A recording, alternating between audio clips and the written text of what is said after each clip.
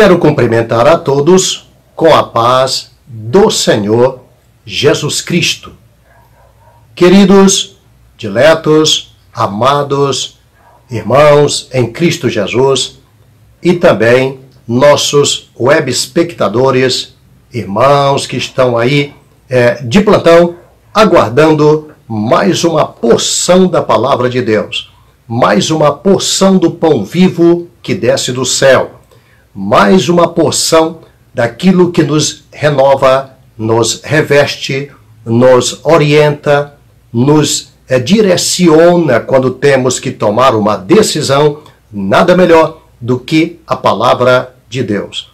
E temos aqui para hoje mais um assunto de grande importância. Temos falado das 7 igrejas da Ásia, falamos dos 7 selos do Apocalipse e agora estamos falando a respeito das 7 trombetas e, por último, as 7 taças da ira de Deus, que é o que nós temos agora nesse momento.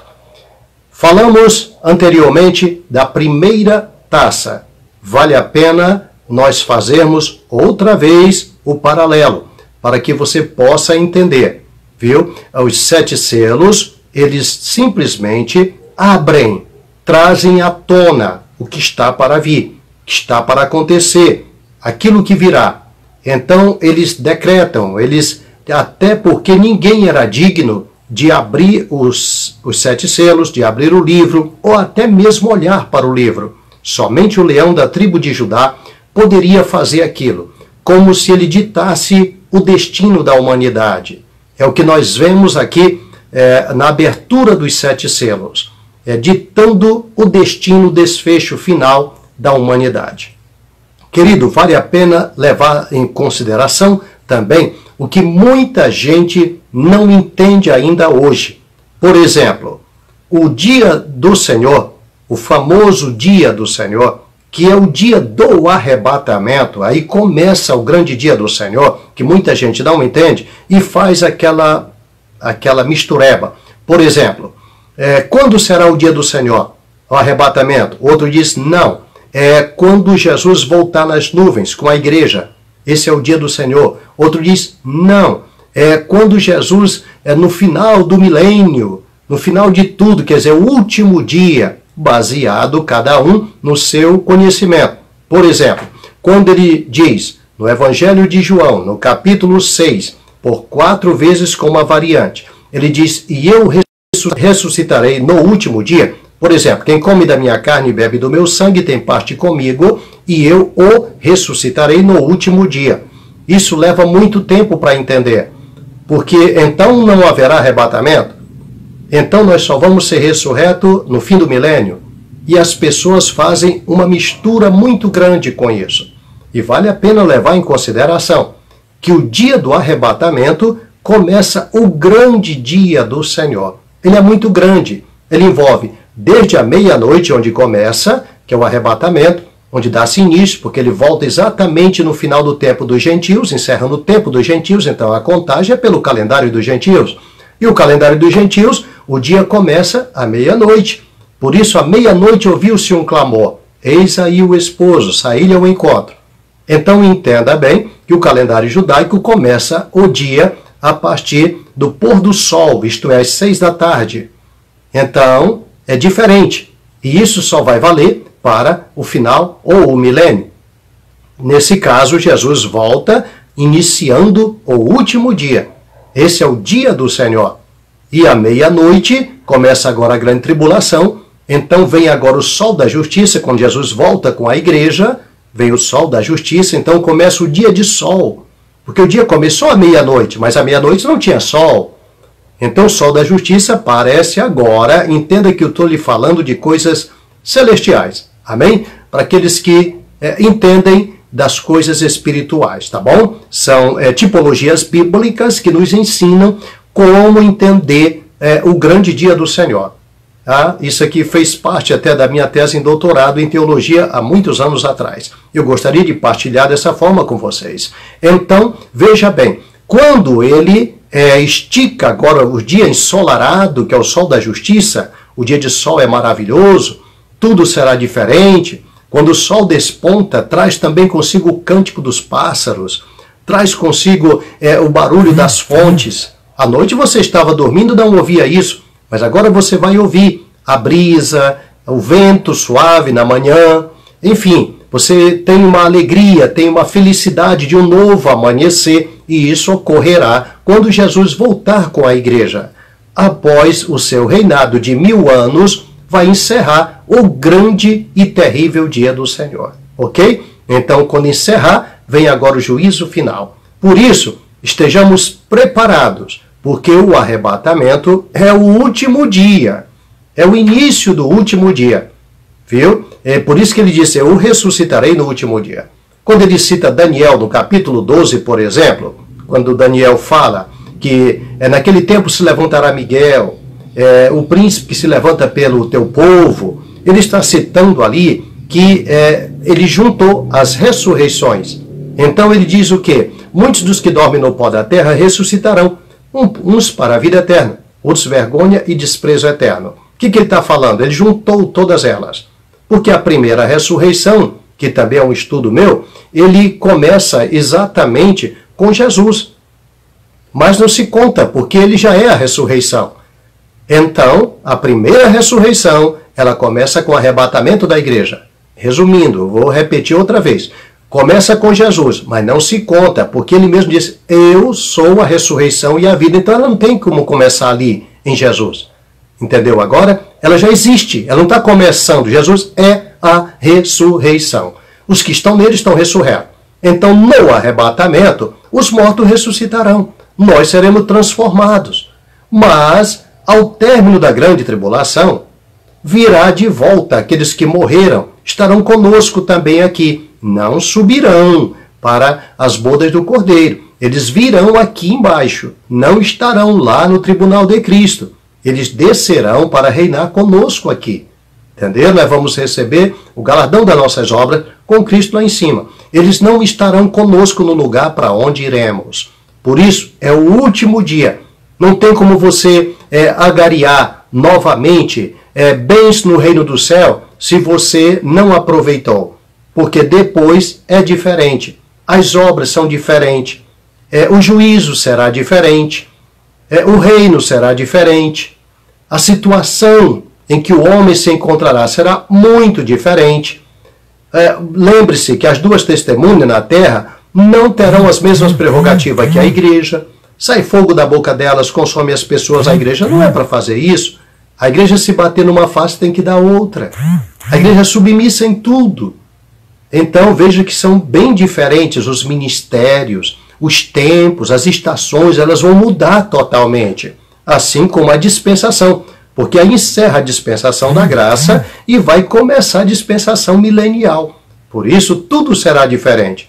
Às vezes você lê a Bíblia e lê o seguinte, por exemplo, não comer carne de porco, que muita gente sai pregando por aí, guardar o sábado, mistura tudo. Sábado é dado para os judeus, você não é judeu. Sábado, Deus fala claramente, é um sinal entre mim, eu e vós, ó casa de Israel. Então, aquilo era separando a nação judaica para ser um sacerdócio na terra. Ela não aceitou, o Senhor levanta agora a igreja. O Novo Testamento, a nova aliança, é uma outra coisa, é um outro povo que estava oculto nos mistérios de Deus e foi revelado agora. Muito bem, então, agora é um outro tempo. Agora Paulo já escreve assim, comei de tudo que se vende no açougue sem perguntar nada. No açougue vende carne de porco, vende carne de cobra, vende tatu, depende do açougue onde você morar. Se morar no Nordeste vai ter tatu para você comer, tatu peba, tatu bola, enfim. Vai ter de tudo para você comer. E Paulo diz que é para você comer. Ele diz comprar e comer sem perguntar nada. Aquilo te apetece, compre e coma. Ore, porque pela oração e pela palavra todas as coisas são santificadas, diz a palavra de Deus. Paulo diz que toda criatura é boa, não havendo nada que rejeitar nela. Então, para os puros, tudo é puro. Para os imundos, tudo é contaminado. Não é o que entra na boca, não é o tatu peba que vai te fazer mal, viu? Não, eu não estou dizendo para você sair comendo tatu, comendo cobra, por favor. Eu creio que você está me entendendo muito bem, viu? Jacaré, viu? Eu já comi uma empada jacaré no aeroporto de Manaus, no Amazonas. Gostosa, deliciosa. Mas não estou dizendo para você sair comendo jacaré se você não te apetece ou você não gosta, tá bom? Muito bem. Então, essa dispensação encerrou. Começa agora uma nova dispensação. Naquela dispensação, por exemplo, na dispensação da inocência, o homem não podia comer carne alguma. Só quem comia eram os descendentes de Caim. Eles comiam carne, eles eram criadores de animais, viviam nas suas manadas, enfim. Mas o homem era autorizado apenas comer o fruto da terra, as frutas. Após a saída da arca, após o dilúvio, então Deus chama Noé, traz o arco-íris e diz para ele, eu faço agora uma aliança. Olha, por isso que nós encontramos na palavra de Deus, no plano de salvação, plano divino de Deus, 7 dispensações e 8 alianças. Destas 7 dispensações, nós encontramos, no caso agora, a inocência, ela encerrou. Quando volta agora, sai Noé da arca, Deus diz para ele comer de tudo que se roja sobre a terra. Foi autorizado agora ele comer. Disse, eu te dou todo o mantimento, só não pode comer com sangue. E isso, essa restrição, ela permanece até hoje. Se você lê, por exemplo, Atos capítulo 15, a primeira convenção, vamos usar esse termo, então Paulo, naquela convenção, foi dito e ele trouxe a carta para os irmãos, que ele era apóstolo dos gentios, a convenção foi em Jerusalém, ele teve que trazer essa carta, quer dizer, vamos resumir, a ata escrita dizendo que foi chegado a uma conclusão, um acordo, de que podia deixar os gentios à vontade. Apenas 3 coisas. Ele diz que se abstivessem da prostituição, da idolatria e do sangue, do que é sufocado. Entenderam? Então, continua ainda, não se pode comer com sangue até o fim do milênio. Tá? Quanto ao restante, você pode comer desde hoje até no milênio também. Você vai estar aqui, se você for estar, porque eu vou estar em corpo glorificado, não vou comer essas coisas. Mas quem for ficar, vai comer. E o Senhor ainda diz através do profeta Isaías, que naqueles dias, agora no milênio, o Senhor dará uma festa, um banquete, viu? Em Jerusalém, para todos os sacerdotes, viu? Com deliciosas carnes, ele diz com tutanos. Olha, você pode comer tutano, é aquilo que está dentro do osso do animal. Pode comer hoje, é gostoso, viu? Já comi, é muito gostoso. Então, tudo isso aqui vai se comer também no milênio. Deus vai dar essa festa, com tutanos gostosos, diz ainda a palavra de Deus. Então, essas coisas não é proibido e nem será. Porque acabou aquela dispensação. Cuidado com as dispensações, separem, viu? Separem as coisas. Alguns, por não entenderem, detestam os que pregam dispensações. Mas por não entender, quando ele entende, ele percebe que o Senhor não está cobrando aquilo. O sábado, o povo de Israel foi levado cativo porque não guardaram o sábado do Senhor. Então agora a terra descansou do sábado. Porém, aquilo é para Israel. Não estamos mais nesse tempo. Jesus nunca mandou guardar sábado, em nenhum lugar. Amém? Então, veja que aquela dispensação, tudo aquilo era para Israel. Nós estamos hoje acima de tudo isso. Nós não estamos mais debaixo da lei. O Senhor, Ele nos tirou desse jugo. Ele cumpriu a lei por nós e agora estamos nele, fora do cumprimento da lei que Ele já cumpriu por nós. Hoje nós estamos bem além. Então, ele cobra de nós hoje o seguinte. Por exemplo, Mateus 5:20, ele diz assim, portanto vos digo, se a vossa justiça não exceder a dos escribas e fariseus, de modo nenhum entrareis no reino dos céus. O que é isso? Eles se esforçavam para guardar a lei e nunca conseguiram. Porque a lei não trouxe salvação, diz a palavra de Deus. Eles se esforçaram ao máximo. E Deus sabia que eles não iam cumprir.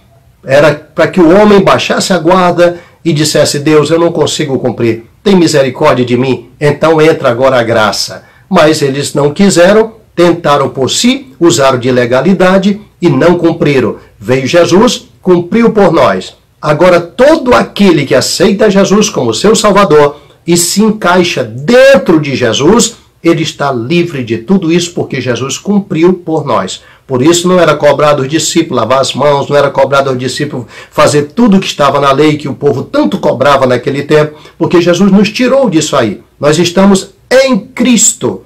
A nossa vida está escondida com Cristo em Deus.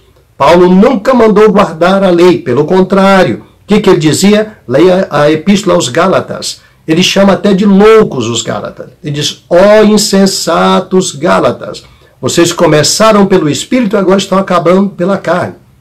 Vocês receberam o Espírito Santo quando vocês creram pelas obras da lei ou pela graça? Ele estava já dizendo, fujam disso. Quantos estão tentando guardar a lei? Quantos estão tentando hoje usar kippá na cabeça? É normal, pastores usando isso.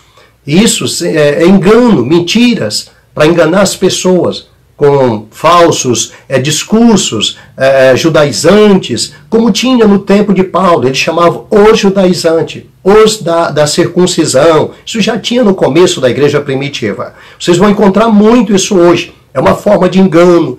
Tanta gente usando a Arca da Aliança, usando mil e uma coisa, aqueles castiçais e outras coisas mais, trazendo de volta as coisas judaicas, como eu sempre tenho falado aqui. Então, fuja de certos enganos.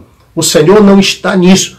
É a palavra, é o Evangelho, é Jesus Cristo. O Espírito Santo te revela. Se você tiver uma vida reta com Deus, veja que nós estamos falando das cartas, dos selos, tudo aquilo que o Senhor disse que é uma revelação que ele recebeu do Pai e ele entregou aos seus servos. Só entende essas coisas quem anda em retidão com Deus e é servo do Senhor. Ele reservou para os seus servos. Ele reserva a verdadeira sabedoria, diz o salmista, para o justo. Então, fique atento, fuja quando você ver alguém pregando algo contrário, que não condiz com a palavra de Deus. Então, fuja. Quando você vê muito aparato, kippás, roupa de judeu, sei lá o que é o que mais está usando agora, fuja. Se Deus quisesse hoje o evangelho pregado com estilo judaizante, tinha aprovado lá atrás. Paulo tinha aprovado, Jesus tinha aprovado, tudo isso aí tinha sido aprovado. Ele reprovou, dizendo, ai de vós, escribas e fariseu hipócrita. Então, cuidado, tudo que vem com enganos, isso vem do anticristo, que já está preparando o seu exército. Veja bem que está escrito, ele virá com todo engano e eficácia de Satanás. Hoje vocês vão ver muitos enganos. Muitos pastores enganando, vocês vão ver. Por favor, não estou fazendo apologia contra pastores, pelo amor de Deus, entenda. Existem grandes homens de Deus na terra. O arrebatamento ainda não chegou. Tem muitos servos de Deus ainda pregando a verdade. Mas vai ter muito engano. A porcentagem de engano vai ser muito maior do que a de verdade. Porque o que vai ser arrebatado é a de verdade. Então, cuidado. Se você escolhe um lugar de engano para ficar ali, é problema seu. É você que aderiu. Você ama ou comete a mentira. O engano é mentira. E nós estamos na época do engano. Amém? Quando tiver tempo falaremos disso. Porque o engano começa à meia-noite. Foi à meia-noite que aquela mulher prostituta trocou seu filho enganando a outra. Mas a sabedoria vinda do céu, através de Salomão, descobriu quem era a verdadeira. Então, com sabedoria do céu, você descobrirá onde está a verdade. E se você ama a verdade, o Senhor não te deixará enganado. Então, quando você vir um pastor pregando errado, fazendo errado, não precisa ir longe. Geralmente as obras, disse Jesus, pelas suas obras o conhecereis. Pessoas com aparência de piedade e nega a eficácia dela, fuja, porque é engano. E agora é o tempo dos enganos. Quando você vê um pastor criando mentira, falando de mentira, fuja. Ainda que prega bonito, mas ele é mentiroso. Quando você vê usando de engano, roubando ou coisa para... fuja. É mentiroso. O engano está ali. E você é culpado se ficar junto aonde está o engano. Você comete junto, você é cúmplice. E você aceita e gosta até de ser pastoreado por aquilo, como o povo de Israel naquela época gostava dos fariseus. Aprovavam e reprovaram Jesus. Amém? Então, fique atento para que você conheça melhor os muitos mistérios da palavra de Deus. Temos para hoje o quê? Hoje nós temos a segunda taça da ira de Deus. que está aqui em Apocalipse, capítulo 16, o versículo de número 3. Está dito assim: e o segundo anjo derramou a sua taça no mar, que se tornou em sangue como de um morto, e morreu no mar toda alma vivente. Preste bem atenção, senão você talvez não vai entender. Primeiro, quando nós lemos essa taça, você vai no paralelo dela, que é o quê? A trombeta. Veja o que diz lá em Apocalipse 8:8, que diz assim: e o segundo anjo tocou a trombeta. Veja, segunda taça e segundo anjo. Eu tenho avisado desde o início do estudo. E foi lançada no mar uma coisa como um grande monte, um monte ardendo em fogo, que tornou-se em sangue o que estava no mar. O mar tornou-se em sangue. Aí diz que foi morta a terça parte, não é? Por isso muita gente não percebe. E quando lê, acha que está lendo a mesma coisa.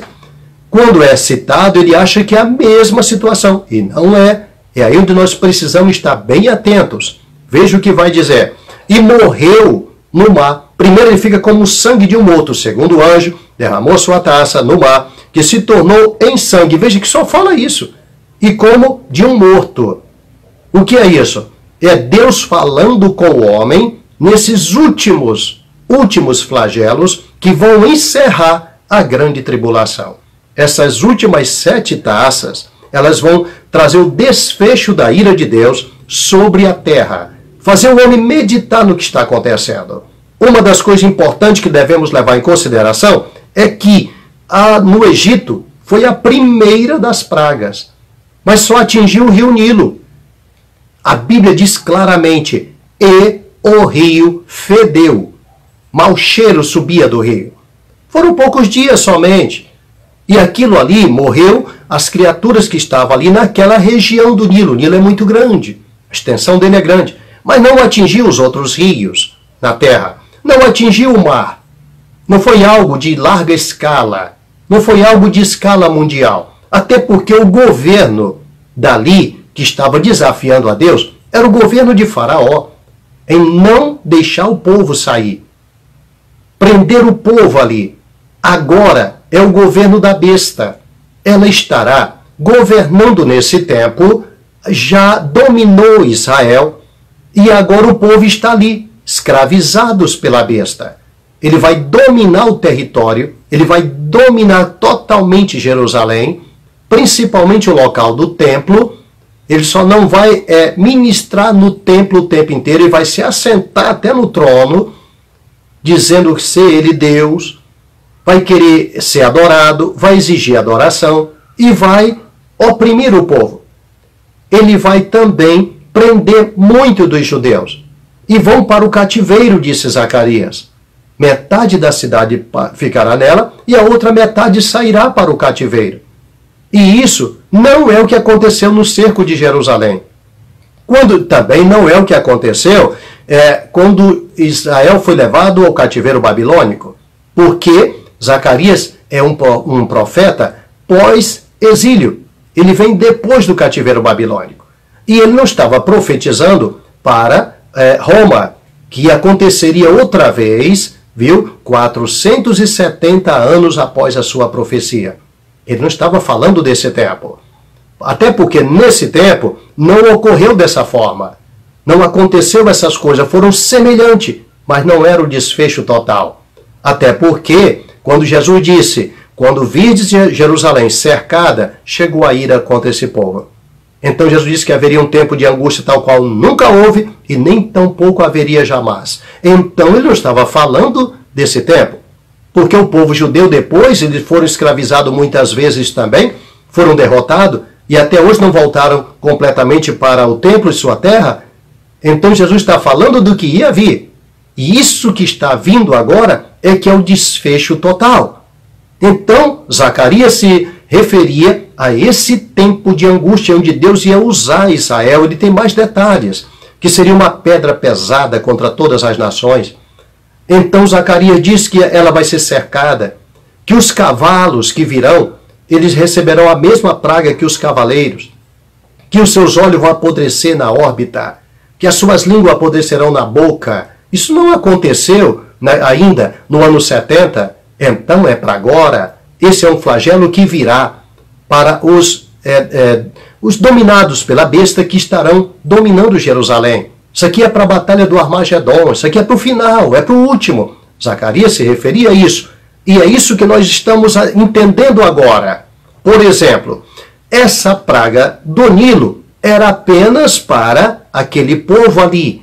Ela era local. Mas o que virá agora não será local. Será de escala mundial. Então vamos entender um pouco mais. Ele diz assim: o segundo anjo derramou a sua taça no mar, que se tornou em sangue, como de um morto, e morreu no mar toda alma vivente.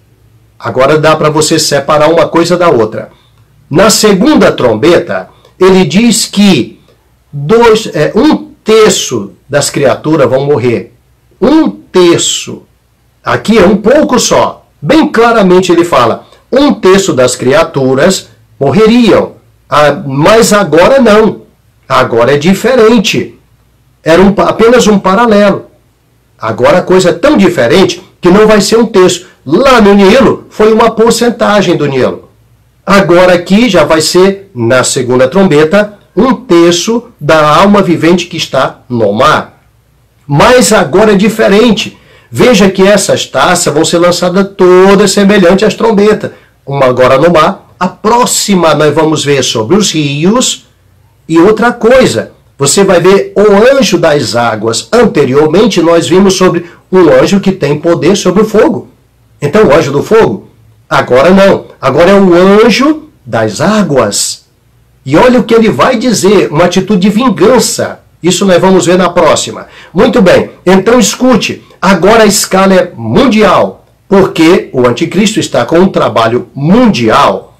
E isso que está para vir atingirá os mares. Quando ele fala aqui o mar, ele está atingindo o mar em geral, no mundo inteiro. Aonde tiver um mar, isso vai acontecer. Isso aqui não é o que aconteceu na segunda trombeta, porque a segunda trombeta diz que cai uma coisa do céu sobre o mar. Então atinge alguns pontos, e é por isso que somente uma terça parte da criatura morre. Mas agora não. Agora, as águas dos mares todos se transformam em sangue. E mais, um sangue podre, como o sangue de um morto, como se fosse um sangue coalhado, onde os homens não vão conseguir sequer, se houver possibilidade de alguém estar dessalinizando, como já temos plano até no Brasil, dessalinizar a água do mar, nem assim haverá possibilidade para tomar essas águas. Porque toda criatura vai morrer. Vai morrer baleias, cardumes, vão morrer. Como se Deus estivesse dizendo: eu estou encerrando. Você vai ouvir depois a última taça, quando o anjo solta ela no ar e diz: está feito, como se dissesse: encerrou. Imagine então a volta de Jesus para restaurar todas as coisas. Porque até então, tudo vai estar destruído na terra. Os juízos agora dessas taças da ira de Deus, é tanto que ninguém pode entrar no templo, no céu, até que se cumpra esse juízo. Tão sério e forte são eles. Vai ser de uma hora para outra, na grande tribulação, a pessoa, como eu costumo dizer, acordar pela manhã e alguém está anunciando na TV e dizendo: está tudo vermelho no mar. As embarcações estão todas paradas. As pessoas estão com náuseas por causa do mau cheiro. Morreram as baleias, morreram os tubarões, morreram os grandes cardumes, estão boiando em cima das águas. As ondas estão trazendo esses animais mortos, esses peixes, trazendo todos eles para a praia. As praias estão contaminadas. Ninguém consegue respirar, o mau cheiro é muito forte. Como se Deus estivesse dizendo: a morte chegou. O salário do pecado é a morte, diz a palavra de Deus. O pecado está chegando ao ápice, está chegando a um ponto que não dá mais para suportar. Por isso o templo está lá encerrado, a glória de Deus se manifesta no templo, como se fosse: ninguém entra aqui. É tempo agora de juízo. É tempo de acerto de contas. Deus tem contenda com o habitante da terra agora. Porque a besta está reinando. E toda a terra se maravilhou após a besta, diz a palavra do Senhor. E adoraram a besta, adoraram o falso profeta e adoraram ao dragão que deu tal autoridade à besta. Por isso, a ira de Deus agora se manifesta, trazendo morte total. Mas esta trombeta, ela cita um texto como já foi dito. A taça acaba com toda a criatura do mar. A próxima que nós vamos ver, ela vai acabar com toda dos rios. Como se dissesse, não haverá para onde correr, homem. Não tem para onde escapar. Você vai ter que se preparar para encontrar com o teu Deus, como disse o profeta. Prepara-te, ó Israel, para encontrar com o teu Deus. Porque ele é o que faz os montes, forma os ventos e declara ao homem qual é o seu pensamento. O Senhor é o seu nome. Isso será um acerto de contas para aqueles que adoram Satanás, para aqueles que adoram os seus descendentes, ou seus ministros, ou seus líderes. Quanta gente hoje adorando dessa forma, adorando o satanismo, partidários de satanismo, viu? Quantas pessoas em cima de montes hoje no Brasil adorando Satanás. Sim, senhor, você talvez não entendeu. E quantas pessoas hoje dentro de igrejas também adorando Satanás. O povo de Israel adorava Satanás nas suas tendas, ainda em viagem à terra prometida, dentro das suas tendas. E Deus disse, vocês ofereceram sacrifício aos demônios no deserto e não a mim. Chegaram até a adorar o bezerro de ouro. Quanta gente hoje se dizendo crente e adorando demônios, adorando Satanás, adorando a mentira, adorando o engano, vivenciando e gostando até de viver numa vida de engano, com uma fachada de cristão e não tem nada de cristão. Pessoas com boca bonita, fala bonito, mas não tem nada de cristão, não vive aquilo que fala. A Bíblia nos fala que se levantarão muitos falsos profetas e enganarão a muitos. Falso profeta e a besta virão. Estamos vivendo esse tempo agora. Os falsos profetas que Jesus disse enganarão a muitos. E eles são o quê? Enganadores que usam de aparência, mas não vivem. Usam a palavra, mas não vivem. Pregam uma coisa, mas vivem outra. É bom ficar atento aonde você lê, aonde você ouve e aonde você aprende. É tempo de muitas falsas profecias e muitos falsos profetas. Estamos a caminho da terra prometida. É tempo de olhar para cima e ver a coluna de fogo em cima. É tempo de olhar para cima de dia e ver a coluna de nuvem. Então, de dia, olhe para cima. De noite, olhe para cima. Pastor, o que o senhor está dizendo com isso? De dia, quando feliz na sua vida, tudo estiver bem, olhe para cima, agradeça ao Senhor. Seja fiel ao Senhor. Não jogue fora as coisas de Deus, apenas porque tudo está dando certo na sua vida. E quando estiver tudo errado, que escurecer na tua vida, olhe para cima, agradeça, em tudo dai graça, porque esta é a vontade dele na minha e na sua vida. Então glorifique o Senhor e olhe para cima. A nossa redenção já está próxima. O Senhor está vindo para buscar o que é seu, para que não fiquemos para estes juízos que estão aqui, porque não haverá mais chance para qualquer que ficar. Não se iluda com os filmes, novela, mostrando as pessoas sumindo, tudo que é criança desaparecendo, pessoas sumindo com roupa e tudo, pastores que ficam e depois ainda se salvam. Queridos, qualquer um de nós, eu ou você, se ficarem aqui, por exemplo, se ficarem aqui por ocasião do arrebatamento, não haverá chance para mim, para você. Não fomos destinados para a ira, já tenho dito isso tantas vezes. A nós foi revelado algo que o mundo não sabe, meu querido. E isso foi revelado para que não fiquemos, meu querido. Então entenda, porque se não atentarmos, diz a carta aos Hebreus, para uma tão grande salvação, o que acontecerá conosco? O que acontecerá?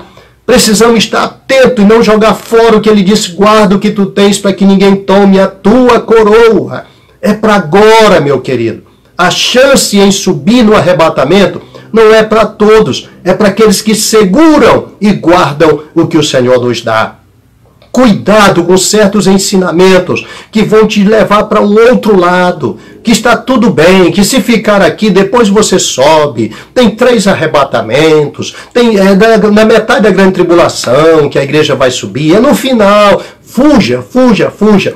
Esses são os falsos profetas que enganam há muito, diz a palavra do Senhor. E Paulo se preocupava com isso, como eu me preocupo com você também. Cuidado, segura o que tu tens. Cuidado com ministros que estão fantasiados de anjo de luz, mas vivem outra coisa e te levam para um outro lugar, impulsiona você para um outro rumo. Isso é perigoso. Todo verdadeiro profeta glorifica a Cristo. Todo verdadeiro profeta guarda as palavras de Cristo. Todo verdadeiro profeta vive as palavras de Cristo, as palavras de Jesus. Veja o que eles falam, veja o que eles ensinam, veja o que eles dizem. Quando você encontra aí um pastor cantando música do mundo, sei lá o que, todo feliz da vida com os hinos que Satanás inspirou alguém para cantar para ele, e você vê cantando também, oh meu irmãozinho, acorde. Nós cantamos hinos inspirados por Deus. Nós temos inspiração divina, nossa boca é consagrada a Deus, para a glória de Deus. Então, cuidado, cuidado, mais uma vez eu digo, porque o que está para vir não tem como reverter. A única coisa a reverter é agora. É você seguir uma vida em santificação, sem a qual jamais alguém verá o Senhor. Junto com a paz com todos, lembre disso. Quando você encontrar crente brigando dentro das igrejas uns com os outros, que brigando por causa de cargo, por tanta coisa como você vê, fuja disso. Você tem um cargo muito maior. Você foi chamado para adorar no céu. Isso aqui é o suficiente.